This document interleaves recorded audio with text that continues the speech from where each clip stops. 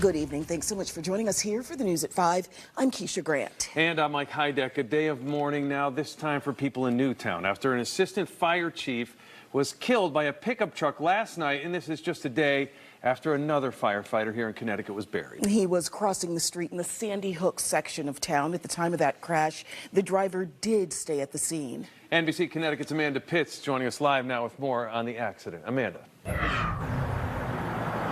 Well, Mike, Keisha, that assistant fire chief was actually heading to a meeting across this street when he was hit in this crosswalk. A firefighter of over 50 years. He was killed on National First Responders Day, and this community is just in shock over this loss.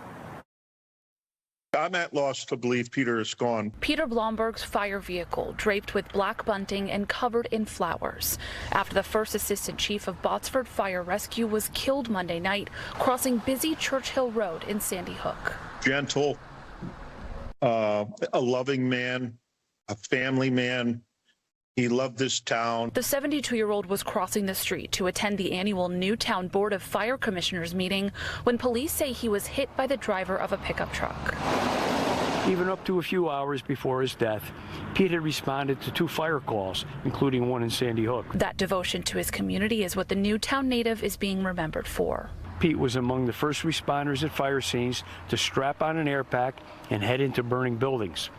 He had a spectacular record of responding to nearly all the calls for service Botsford Fire and Rescue received, and was often among those first on the scene at calls in other districts. A father of 4 and grandfather, Blomberg was also known as an accomplished Finnish carpenter and worked as a maintainer at Newtown Middle School, where he retired just 6 weeks ago. It's heart-wrenching what happened. As police continue to investigate, people who work in this area say they always feared something like this would happen. I see people blowing stop signs. I see people taking lefts on red.